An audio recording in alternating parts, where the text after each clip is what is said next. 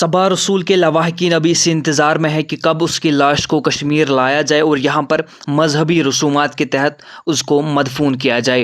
इसी तनाजुर में हमारे साथ बातचीत करने के लिए मौजूद हैं नासिर ख्योहामी साहब, जो कि नेशनल कन्वीनर हैं जम्मू कश्मीर स्टूडेंट्स एसोसिएशन के। नासिर साहब, पहले तो आपका शुक्रिया हमसे बात करने के लिए। हमें बताएं कि आपकी तरफ से क्या कुछ इकदामात उठाए गए हैं सबा रसूल के जो मोटर रिमेन्स हैं उसको कश्मीर लाने के लिए, और किस हद तक आप कामयाब हो चुके हैं? देखिए सर, जैसा कि आपको पता है कि हजारों कश्मीरी स्टूडेंट ईरान के डिफरेंट इलाके में, जिसमें तेहरान, जिसमें बाकी बाकी इलाके हैं जहाँ पे जी। हालात कशीदा थे।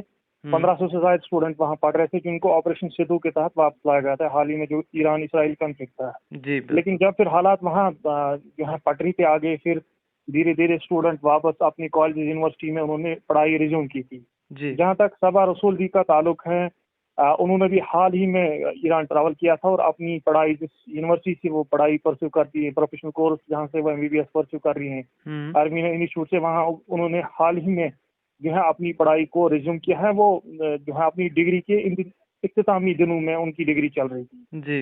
लेकिन बदकिस्मती से जो है उनकी डेथ कल अनफॉर्चुनेट डेथ हो गई। हालांकि उसमें बताया जा रहा है कि जो उनके क्लासमेट्स हैं, जो उनके कलीग्स हैं, जो उनके साथ वहाँ फ्रेंड्स हैं, जिनके साथ वो गुज़श्ता 4 सालों से रह रही थी, उनका कहना है कि ठीक है, सबा जी तो बीमार थी, लेकिन उसके अपार्टमेंट जो वहाँ की अथॉरिटीज़, मेडिकल अथॉरिटीज़ और जो हॉस्पिटल अथॉरिटीज़ हैं, उनकी तरफ से मेडिकल नेग्लिजेंस हो गई, प्रॉपरली उनको ट्रीट नहीं किया गया और ग्रॉस मेडिकल नेग्लिजेंस का उन्होंने जो है एलिगेशन जो है अस्पताल और जो है एडमिनिस्ट्रेशन पे लगाया। खैर, वो एक मामला है जिसपे हमने जो है वहाँ की सरकार और इंडियन एम्बेसी और जो है भारत सरकार से रिक्वेस्ट की कि इस पूरे मामले को जो है थॉरो प्रूव होना चाहिए और जो भी सारे एक्यूज्ड हैं अस्पताल में, कोई डॉक्टर है, कोई जो भी मुलव्वस अफराद हैं, उनके खिलाफ कानूनी कार्रवाई होनी चाहिए। लेकिन उसके अपार्टमेंट जो उनके पेरेंट्स कश्मीर में, वो काफी ज्यादा जो है फ्राइटन है, टेरिफाइड हैं, वो डिवास्टेटेड हैं, क्योंकि उनकी इकलौती बेटी थी, सबा, जिनकी डेथ हो गई थी। और जो है हालांकि उनकी कंडीशन डिटोरेट हो गई थी अचानक से, ये भी फैमिली को पता था, लेकिन इतना उनको जो है एक्सपेक्ट नहीं था कि इस प्रकार से उनकी जो है उनकी डेथ हो जाएगी। वो अचानक इस दुनियाई फानी से जो है रहलत कर जाएंगे। तो उनकी तरफ से, फैमिली की तरफ से हमें जो है रिक्वेस्ट की गई थी कि आप भारत सरकार के साथ, एम्बेसी के साथ जो है मामला टेकअप करें, ताकि जो उनका मोटल रिमेन्स है उसको वापस रिपार्टेड किया जाए कश्मीर, ताकि वो अपने रिलीजियस जो कल्चरल हिसाब से जो वो दफनाते हैं लास्ट राइट्स उनके जो है वो उनको जो है अपने आबाई गांव में, आबाई इलाके में जो है इख्तिताम पजीर करेंगे। तो भारत सरकार के साथ हमने कल भी लिखा था मिनिस्ट्री ऑफ एक्सटर्नल अफेयर्स से, हमने दिल्ली में रेजिडेंट कमीशन, यहाँ Jammu Kashmir chief minister office के को लिखने के साथ साथ हमने उनसे पर्सनली जो है मामला टेकअप किया था। लेकिन यहाँ राज्य सरकार की तरफ से, जम्मू कश्मीर सरकार की तरफ से उतना रिस्पांस नहीं आया।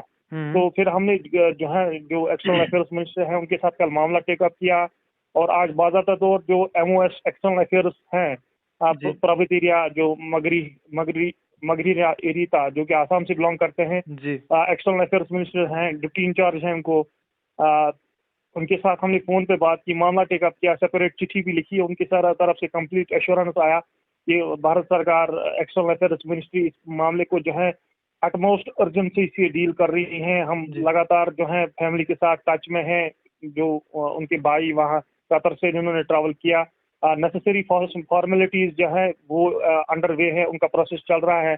तमाम पॉसिबल एफर्ट्स जो है एक्सट्राडिट की जा रही है ताकि इस पूरे प्रोसेस को जल्द अज जल्द कंप्लीट करें। और जो उनका मोटल रिमेन्स है वो हम एक्सपेक्ट करेंगे कि ट्यूसडे की मॉर्निंग या दोपहर में उनकी जो बॉडी है वो कश्मीर वारिद होंगी और उनको जो उनके जो लास्ट राइट्स हैं वो उनके आबाई इलाके में जो है इल्तिजाम पजीर किए जाएंगे।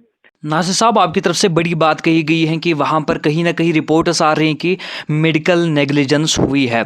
अगर ये हकीकत में मेडिकल नेग्लिजेंस हुई तो क्या कुछ स्टेप्स आपकी तरफ से उठाए जाएंगे इस मामले के हवाले से? हालांकि जो इनके स्टूडेंट्स हैं, जो वहाँ स्टूडेंट या उनके जो क्लासमेट्स हैं, उन्होंने इस बात का तो जिक्र किया है, बट अभी तक ये सारी चीजें जो है प्रूव नहीं हुई है। इसीलिए हमने जो अपनी चिट्ठी में लिखा है कि अगर इस प्रकार की एलिगेशन एस्टेब्लिश होती हैं पूरे प्रोसेस के दौरान, तो जो एक्यूज्ड हॉस्पिटल है, एक्यूज्ड डॉक्टर हैं, या जो एक्यूज्ड लोग हैं जिनकी तरफ से ये ग्रॉस मेडिकल नेग्लिजेंस पाई गई है, उनके खिलाफ कानून और सख्ती से जो है निपटा जाएगा। तो भारत सरकार को हमने अपनी चिट्ठी में भी लिखा कि उनकी क्रिटिकल कंडीशन तो थी, लेकिन उनको जो है टाइम पे मेडिसिन नहीं मिला, टाइम पे एम्बुलेंस नहीं मिली, उनको जो है पेन किलर टाइम पे नहीं दिया गया, उनको जो है दवाई टाइम पे नहीं दी गई थी।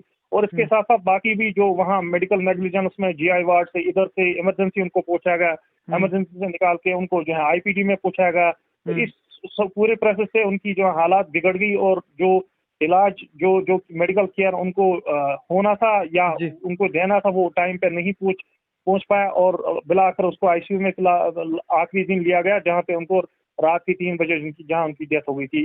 जहां तक इनके स्टूडेंट्स का ताल्लुक है जो हमारे साथ गुज़श्ता 2 दिन से जो है टच में है। आप इस मामले को फॉलो अप करते रहिएगा। बहुत बहुत शुक्रिया हमसे बात करने के लिए नासिर साहब। शुक्रिया सर, शुक्रिया।